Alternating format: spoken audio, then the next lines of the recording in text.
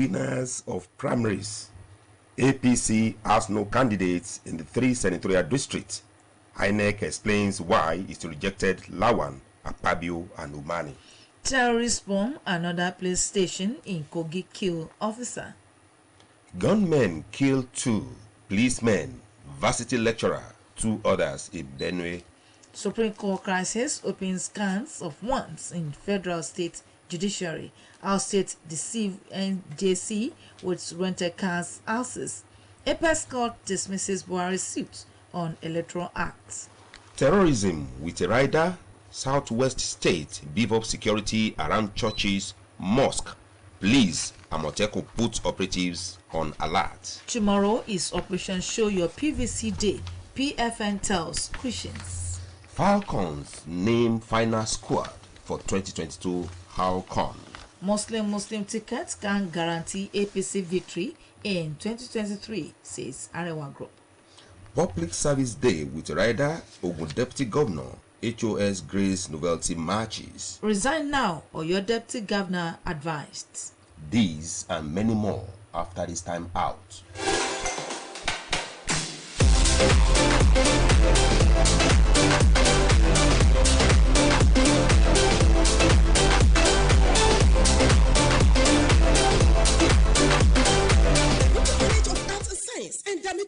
International School, Carling. Oh yes, at D'Amico College of Health and Science and D'Amico Montessori International School, located at number 1 Old Ibadan Road, Ajebandele, Ile-Ife. We have a standard classrooms with unmatched staff and pupil ratio. We develop each student's intelligence through caring and all-round focused training while making the learning style very inviting and innovative for holistic development. We run a global school with all-inclusive curriculum that prepare the students for global relevance. At D'Amico Schools, we have highly passionate and motivated 21st century educators, and there is also an opportunity of learning foreign languages, home away from home body system. There is also Hope Model College and D'Amico Montessori Nursery and Primary Schools at Origo Ife North. Enroll your child for both primary and secondary education. The admission form can be obtained at D'Amico Montessori International School, number 1 Old Ibadan Road, Ajebandele, Ile-Ife, or D'Amico Educational Institute, Kilometer 2, Edda Road, Ile-Ife. You can visit our website www.d'amicoschools.ng.com or call 0803 721 8120. D'Amico Schools. Admission is in progress.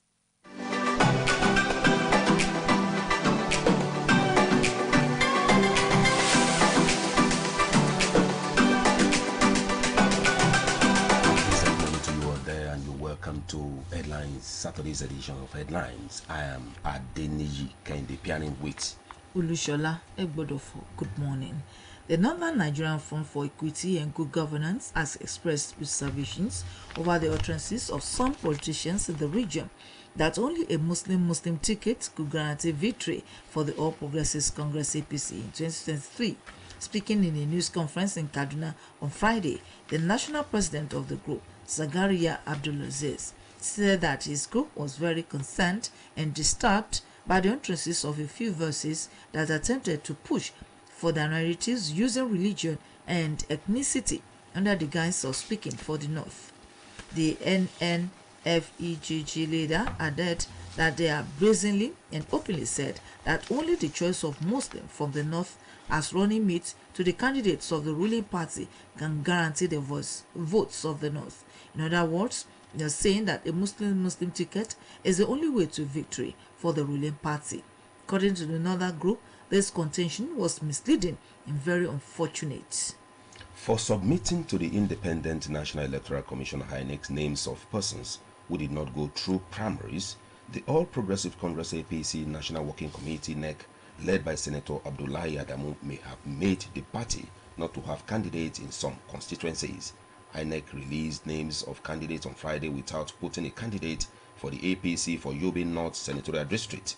The names of the Governor of Ebonyi State, David Umahi, Ebonyi South Senatorial District, and the Minister of Niger Delta Affairs, Godwin Opabio, Akwa Ibom North West Senatorial District, were also missing from the list. The three did not participate in the senatorial primaries. They had contested the presidential primary of the party and failed to win the top ticket.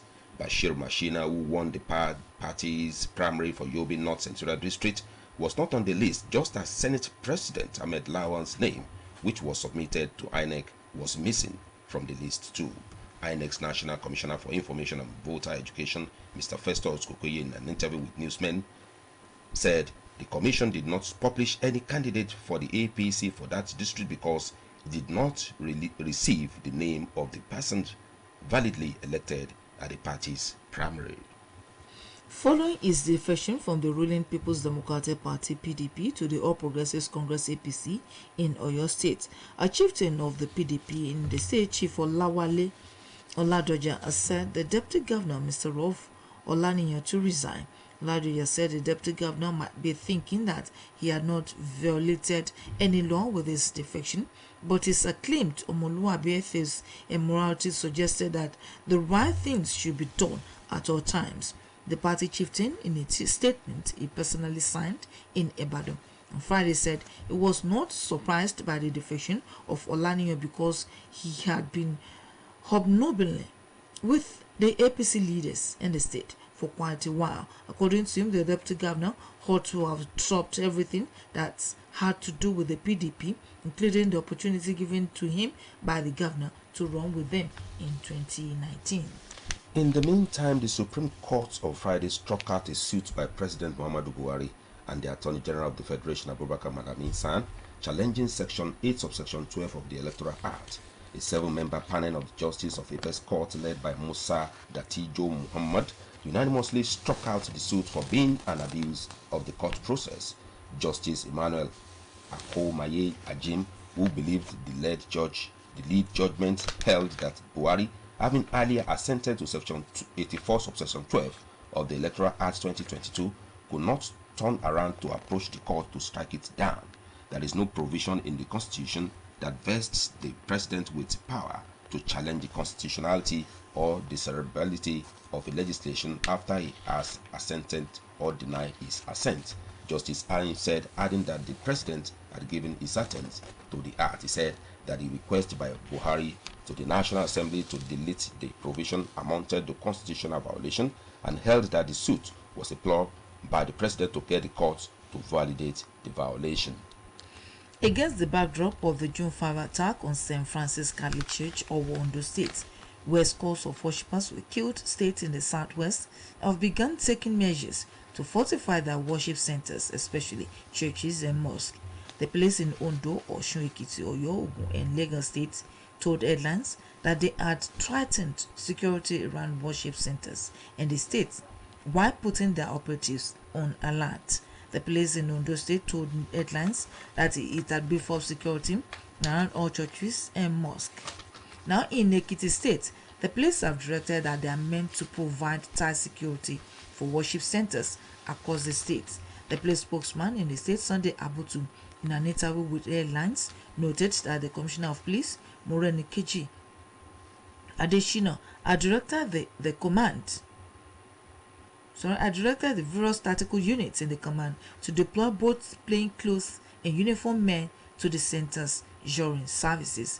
In Osun State, the public relations officer of the Osun State Police Command, Mrs. Yemisi Okpalola, told newsmen that the police in the states are taking steps to see that lives and property of worshippers were protected through the deployment of both mobile and conventional police officers to worship centers. According to Okpalola, the increased security is not being limited to Fridays and Sundays alone, when large worshippers trooped to mosques and churches, but provided on all days for the worshippers to put their minds at rest during services. In Ogun State, in Ogun State, the police public relations officer Abimbola Oyeyemi said the command has always been proactive in protecting worship centers across the state. Oyeyemi said the command never before the Owo church attack had deployed its operatives on special patrol on Fridays and Sundays. He said the Owo incident has further enhanced their operations. He said the people should understand that Ogun is the religious headquarters of the country, with the presence of the Redemption Camp, Deeper Christian Life, Church Ground, NASFAT, and a host of others. And in Oyo State, the Oyo State Police Public Relations Officer Adewale Oshifeso said the continuous joint convoy patrol, intelligence-led surveillance, and purposeful-driven stop and search have been put in place by the new Commissioner of Police, Adebowale Williams. Worship centers in Lagos State are not limiting the safety of their members to prayers alone, as security is being beefed around them following the dastardly act of terror visited on a Catholic church in Owo, Ondo State on June 5. This is just as the police disclosed that security alertness has increased in the state. The State Police Populations Officer Benjamin Hudain, speaking on the strategy of the police to protect churches and other worship centers, described a reported security threat as a rumor which the police had decided to take seriously. Said the Commissioner of Police, Abiodun Alabi, had directed all area commanders, divisional police officers, tactical squads and unit commanders to fortify worship centers with adequately ensuring services. And on your view segment today is on the need for various political parties, members and loyalists in the country to maintain decorum before, during and after the forthcoming elections in the country. What is your view about this? On the need for various political parties, members and loyalists in the country to maintain decorum before, during and after the forthcoming election in the country. The number to dial is 081 8777 5777 at the appropriate time.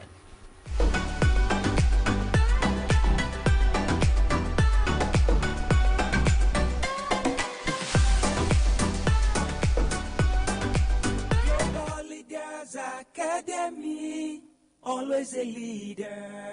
Thinking of where to get qualitative education for your child? Think of Global Leaders Academy. Our creche, nursery, primary and secondary schools are established in tandem with global standards with qualified and experienced teachers. At Global Leaders Academy, we have state-of-the-art facilities such as comfortable hostel accommodation with maximum security, well-equipped science laboratory, school buses, adequately furnished library, and many more. Oh yes, worship centers are available to accommodate each student's preferred religion. We also take our students for excursion on a regular basis. These and many more reasons are why Global Leaders Academy has been a choice school for parents who desire qualitative education for their children. Visit us today at Global Leaders Academy, located at Plot 1AMB, Oroki Estate, Lameko Junction, Oshogbo, or call 0815-928-0037. At Global Leaders Academy, we are not led, we lead, and always a leader. Chairman of the National Drug Law Enforcement Agency NDLEA, Brigadier General Muhammadu Buba Marwa, retired, has called on youths to stay away from drugs and other harmful substances which can derail their future. The NDLEA boss gave the advice at a sensitization workshop for adolescents in secondary schools with the theme Catch Them Young, addressing adolescent needs, organized by the Mission for Education, Social and Health mess in the country.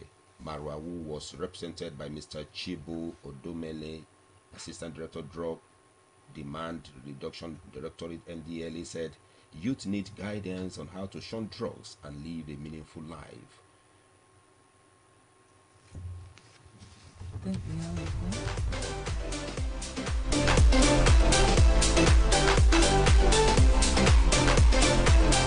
The Federation Accounts Allocation Committee (FAC) has shared a total sum of 680.783 billion naira in May 2022 Federation allocation revenue to the federal government, states and local government councils. This is contained in the communique issued on Friday at the end of the FAC meeting for June 2022 held in Abuja. The 680.783 billion naira total distributable revenue comprised statutory revenue of 385.004 billion naira, value-added tax revenue for 198.512 billion naira, and electronic money transfer levy revenue for 97.267 billion naira. In May 2022, the total deductions for cost of collection was 36.996 billion naira, and total deductions for transfers and refunds was 186.672 billion naira. The balance in the excess crude account was $35.377 million.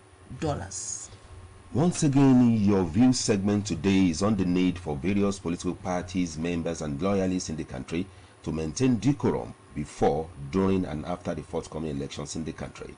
What is your view on this? The number to dial is 081 8777 5777. 081 877 5777. The Federal Capital Territory Administration Education Secretary. Hello, good morning. Good morning, Shola. Good morning, sir. Good morning, sir. Good morning. Good morning, sir. It is only those who are alive. Dr. Akipelu is contributing. You are welcome. It is only those who are alive that will enjoy the dividends of democracy. Yes. It's an appeal I want to give everybody to please maintain peace and be alive to enjoy the dividends of democracy. It's a big challenge to our security chiefs, both the police, the civil defense, the SSS, and what other defenses do you have in the country? Let us see how they will conduct this forthcoming Osun state election, and let us see how they will do the 2023 elections. But remember, I want everybody to put it at the back of his mind that it's only when you are alive that you enjoy the dividends of democracy. God bless this country. Good morning. Good morning, sir. Hello, good morning. Good morning, sir. Good morning, ma. Good morning, sir. This community, I think, calling from Ede. Okay. I'll give it to that message. Decorum is the key for us to have a very peaceful, reliable, and acceptable election. And it's a collective responsibility. Every stakeholder, the island, the security, the electorate, we all need to take this as this is our thing. We are one. We need to know after election we are still going to come together. So let us embrace God and embrace and pray that God will be with us and actualize peace as expected in the state of nation. God bless Nigeria. Good morning. Good morning. Hello, good morning. Morning, Morning, sir. Good morning. You're welcome.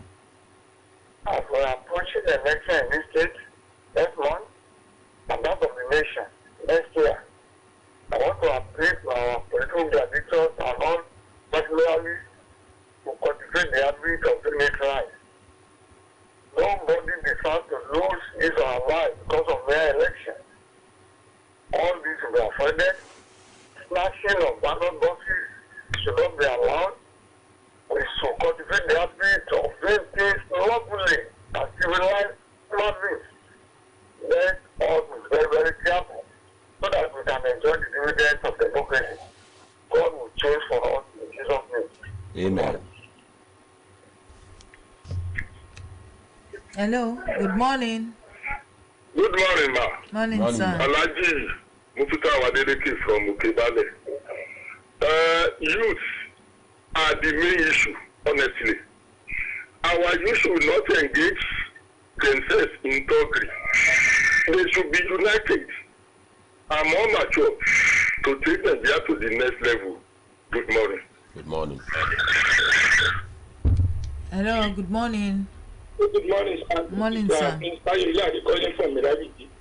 And they are going to follow our decorum or orderliness to be maintained during this incoming election. Because if you take peace, there will be orderliness, and people will not be voting, or there will be rigging of vote.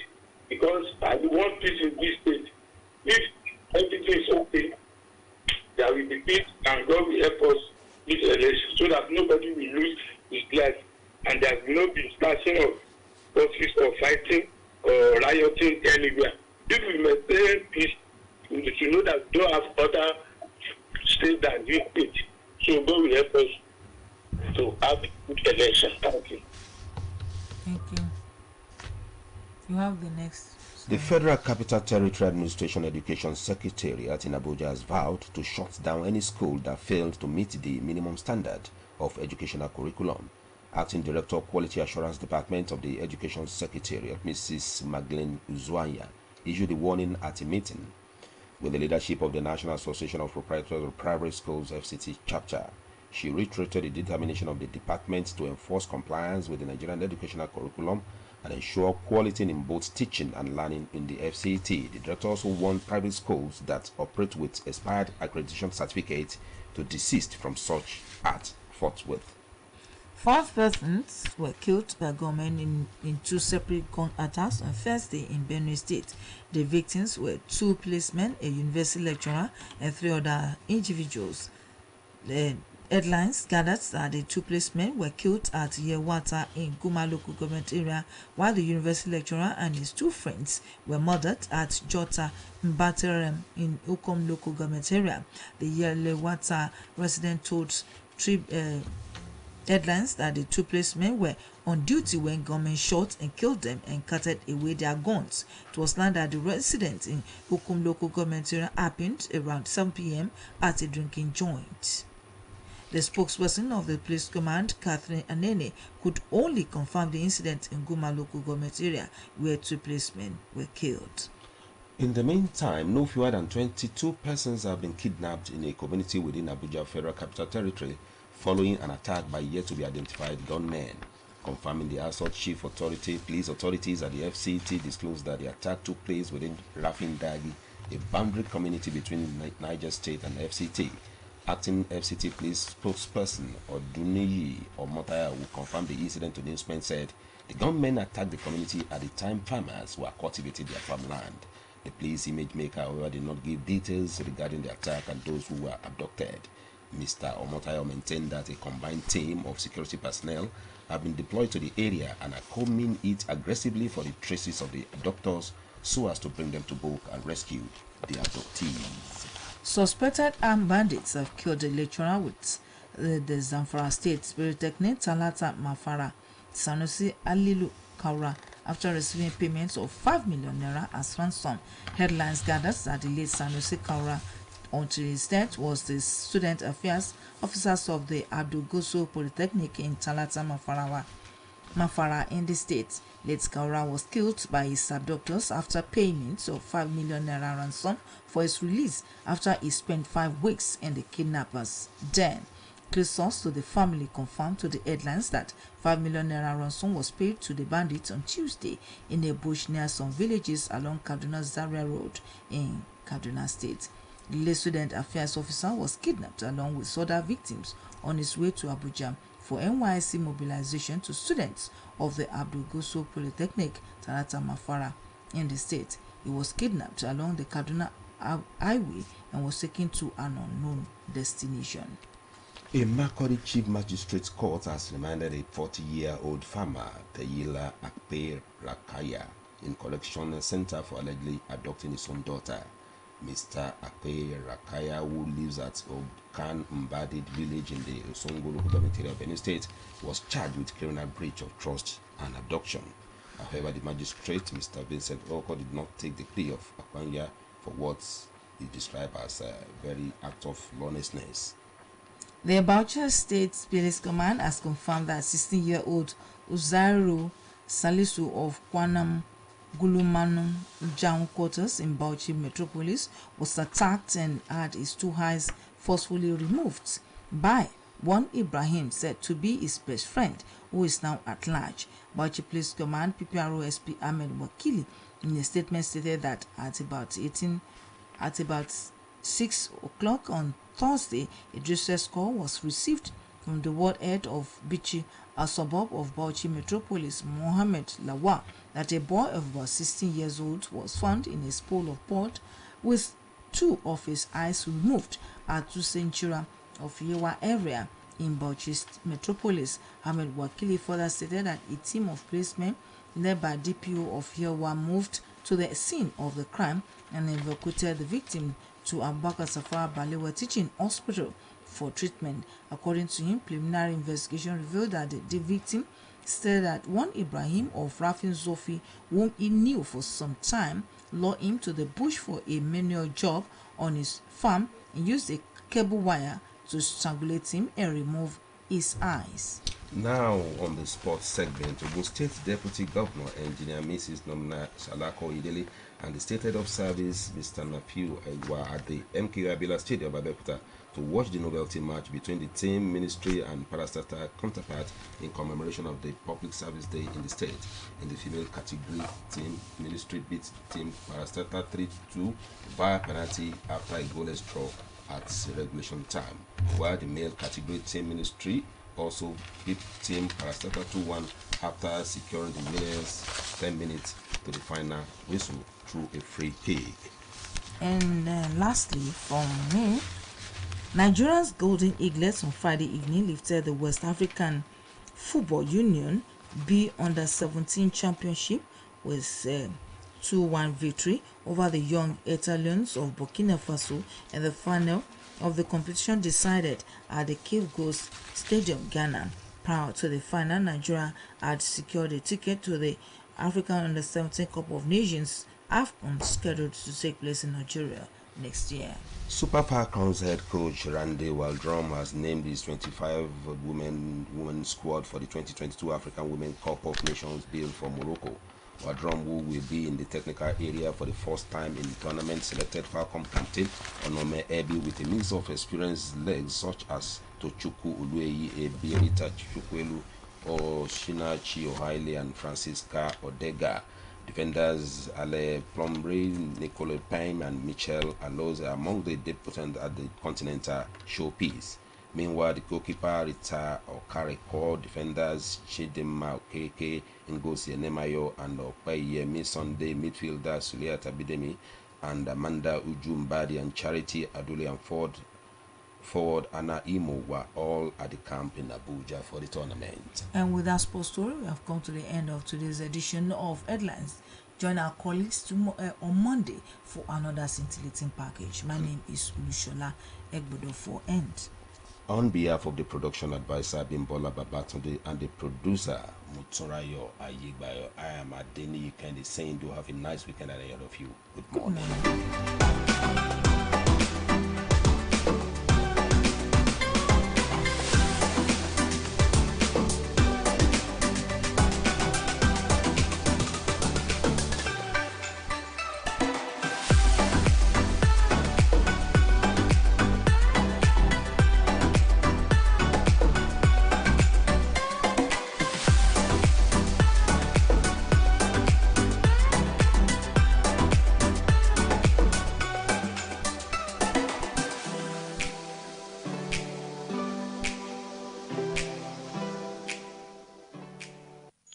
You are live.